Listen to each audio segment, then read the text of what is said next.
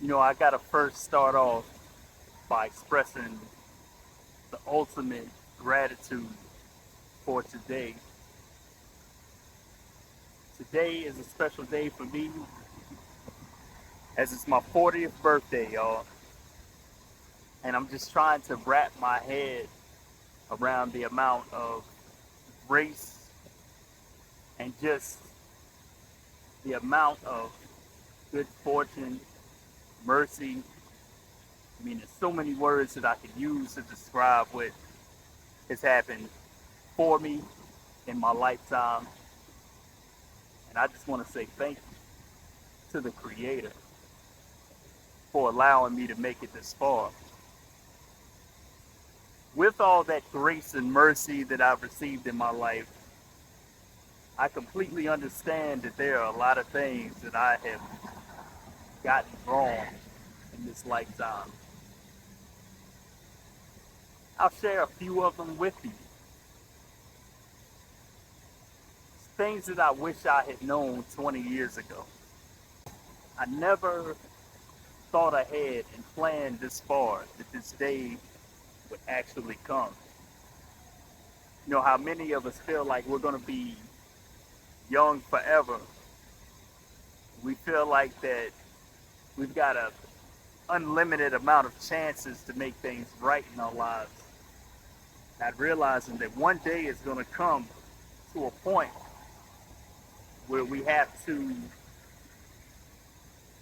move in the right way, I guess you could say. For starters, when I talk about the things that I got wrong in my life, I never really trusted my gut the way I probably should have. And now I feel like I'm playing catch up. I feel somewhat behind based on the fact that my instincts would tell me to make a move or make a decision, but I always needed or desired some kind of confirmation. It's not the right way to live. To anybody coming up in the world at this point, I just want you to know that you study long, you study wrong. Often, whatever your first initial instinct is usually the correct choice. I know in my life, second guessing has led to a lot of misfortune, a lot of missed opportunities, a lot of unnecessary stress and strife. But I believe going forward at 40, from here on out, I'm going to learn to trust my instincts a lot more. But who am I to say? I'm just a regular, random guy on the internet reflecting, thinking out loud. Number two, the thing that I got wrong, in my pursuit to be independent or my pursuit to be considered worthy, I place finances on the highest of pedestals. I've sacrificed a lot of my life, a lot of time with certain people that I cared about, trying to, for no better word, trying to chase a bag. The bag is important. We all have needs that we have to fulfill financially, but ultimately, I think the biggest regret we're going to have is the missed time with the people we care about. At 40, I have grandparents that are still alive, and fortunately, knock on wood, both my parents are still alive as well. And there's been a lot of times since I've been an adult that I have chosen material pursuits over building those connections with the people who are responsible for my presence in this world. I wish I wasn't so hard on myself or other people, which would have also allowed me to build a better, greater relationship with those around me. But those are things that, unfortunately, all the wise words in the world can't let you know how these things will affect you until you go through it for yourself. Number three, I wish I would have prioritized my health, both mentally and physically. I wish I would have made it a point to make sure that I ate right, made sure that I stayed active, and made sure, honestly, that I gave myself proper time to recover. There was a time I could remember playing high school basketball, and I was born with the knees of an 80-year-old man. And because I didn't want to miss a game or let the team down, I would play through injuries. I had a condition where my knee would gain fluid on it. And the doctors and my parents both told me that there's going to come a time where you're going to regret these decisions of trying to be an Iron Man and play through everything. And I'm not afraid to admit that I'm here at that day right now where I wish I would have sat down somewhere and not pushed through injuries for a game that ultimately was not going to be a lifelong passion. If I'm being completely honest, I don't know if I ever loved the game or if I looked at it as a way to connect with my father. Which brings me to number four. And if I could tell my younger self this may be the most important thing. That is to always, regardless of what the fallout is, be true to yourself. If you're not the athletic type, if you're more into music, if you're more into comic books, cartoons, whatever, please, by all means, hold on to what you're passionate about. Now, don't get me wrong. I love sports just like any other red-blooded American male. But at the same time, there's other passions that probably supersede those things. As I've gotten older, I still watch sports, but not with the same amount of intensity that I did back then. What I love more than anything would be things that involve the arts, whether that be painting, fine art, whether that just be illustration, whether it be comic books or just marketing material. And I love music.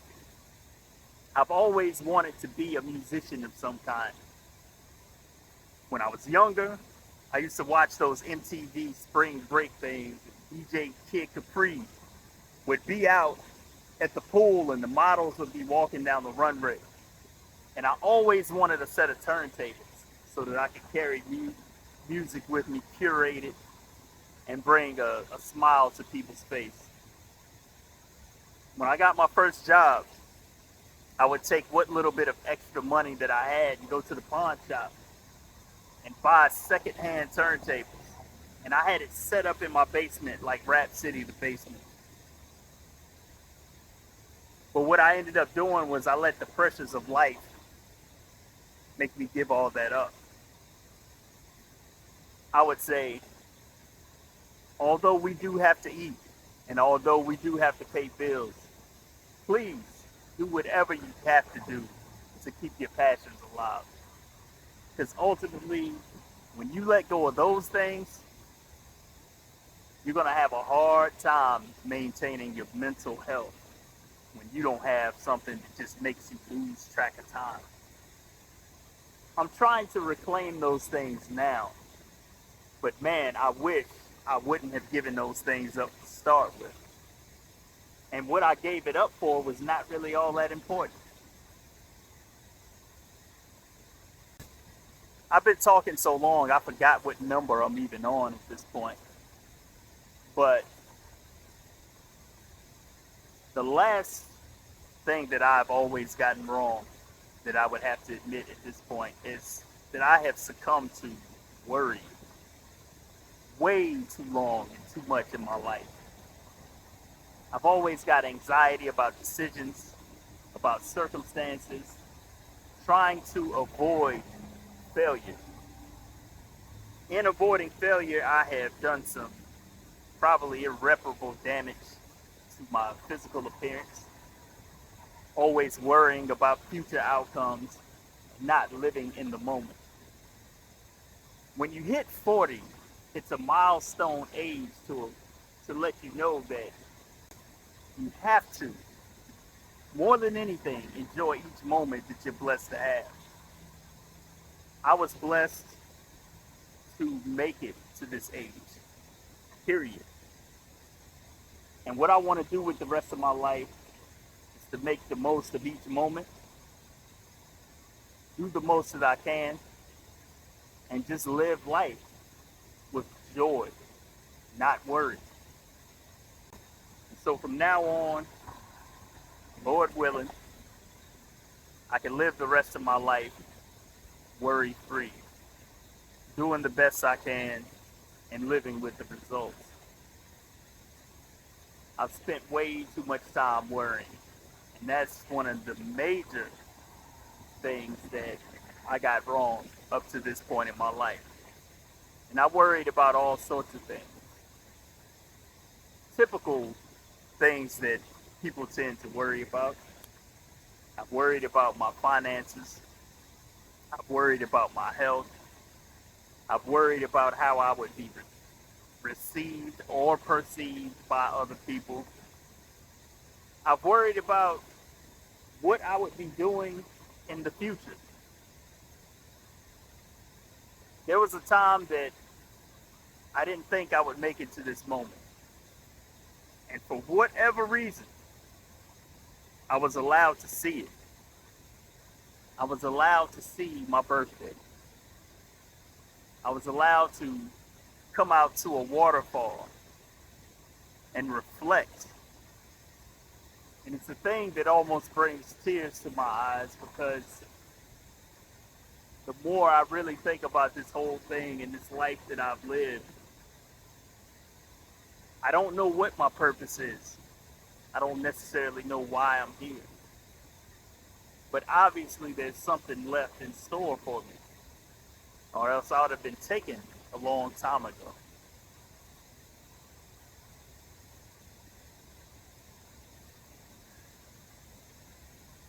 No matter what, if you made it this far in this video, just understand that whatever you're going through, enjoy the small things, the little moments. If you're young, whatever age you are watching this video, understand that things do get better. I know in any moment in time, we can create a million things to worry about. But at the same time, we can also create a million things to be grateful for. I apologize if this video was rambling. I apologize if I didn't get my message together and put it across as clear as I would have wanted. I apologize if I didn't make sufficient eye contact. But I had to record this video to get it off my chest. To just say thank you to anybody who will watch this video. Say thank you to my family for putting up with a